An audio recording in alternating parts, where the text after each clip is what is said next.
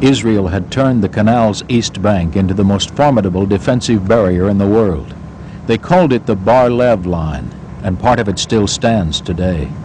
The front of the line was a 70-foot-high wall of sand studded with heavily armed strongholds. Even if an Egyptian force managed to cross the canal through heavy gunfire, the IDF calculated that it would take them hours to blast holes through the sand wall, giving Israel ample time to send reinforcements to the front. Clearly, attacking the Bar Lev line was suicide, but on October 6, 1973, Egypt launched just such an attack. It was a great night. The evening, about after midnight with 30 minutes, we met all the commanders, shook hands, kissed each other, and we gave a holy swear that we will do all our best to win, because we have no choice. We have to win or to die, nothing else.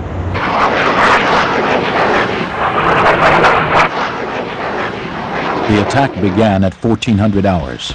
Egypt pounded the entire length of the Bar Lev line with every weapon available. As Egyptian bombers blasted communications positions, 4,000 guns rained shells down on the Bar Lev strongholds in a 20-minute barrage. Israel's Air Force flew to the rescue, only to be met by surface-to-air missiles. At 1420, Egyptian troops carried 1,000 assault rafts to the banks of the Suez. Rangers had already slipped across and sabotaged the Bar Lev line's ultimate defense against attackers, a pipeline of oil that was to be poured into the canal and set aflame.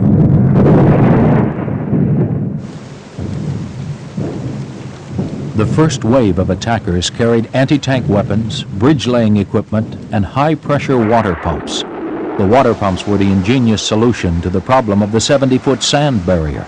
Israel thought it would take at least 12 hours to penetrate the barrier using explosives, but by simply using water to wear down the sand, Egypt broke through in less than 3. The water hoses opened large gaps in the sand barrier.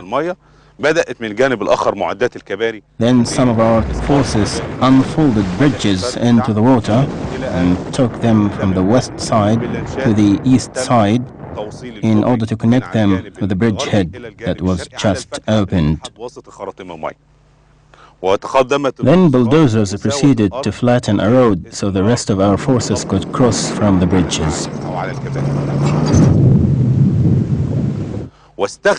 Some soldiers used wooden ladders to climb over the huge sand barrier in the areas that did not get opened by the hoses. I was a major commanding a unit. I carried my weapons, which were a rifle and a pistol, as well as lots of ammunition and lots of supplies and water, plus anything else that would facilitate my mission. All of that would have weighed about 40 kilograms. The crossing was marked by very high morale. It was also marked by the cry, "God is great." Israel had built 33 fortified outposts along the Bar Lev line, each about 6 miles apart. Only 16 were operational on the day of the attack. The 600 soldiers manning the fortresses were stunned by the sight of tens of thousands of Egyptian troops swarming toward them.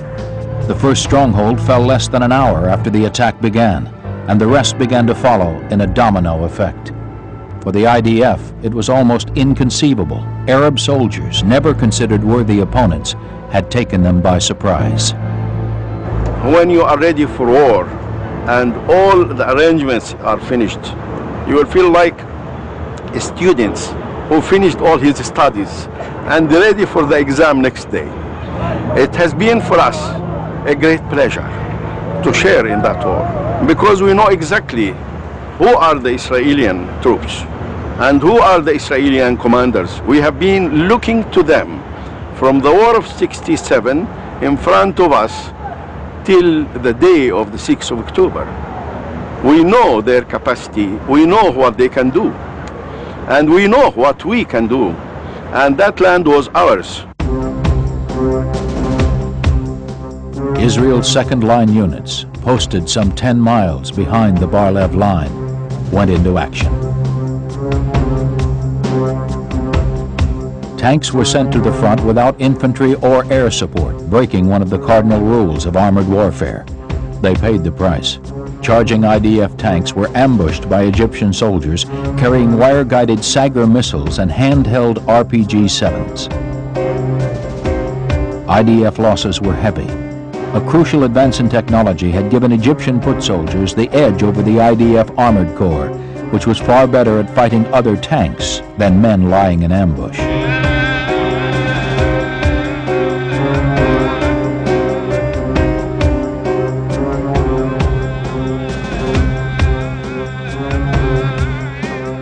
By the end of October 6th, Egypt had overrun the Bar Lev line.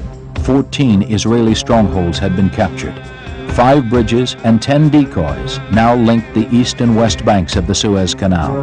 5 infantry divisions, roughly 80,000 men, had crossed over to the Sinai, with 208 killed, a death toll much lower than the Egyptians had expected. Behind the front lines, Israel's general staff was in a state of near panic. Reserve units were being hastily mustered together, and battalions in the rear were rushed to the front. Many senior commanders refused to accept the severity of the situation. They simply could not believe that Egypt was capable of launching a successful attack. The men who went to the front discovered the truth. The worst thing I experienced was our division's deputy commander telling me, Asaf Yaguri, your battalion is the first battalion to reach the canal out of the reserve battalions. Today, we have got 4 working tanks between the Suez Canal and Tel Aviv. This means that on the northern axis, there are no armored forces but yours.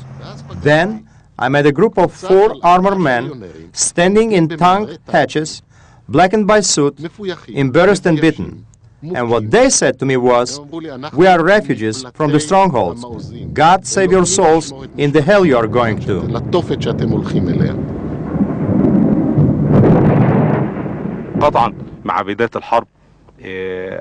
Of course, with the beginning of the war, there was total destruction in more than one location, and a lot of people were destroyed and died.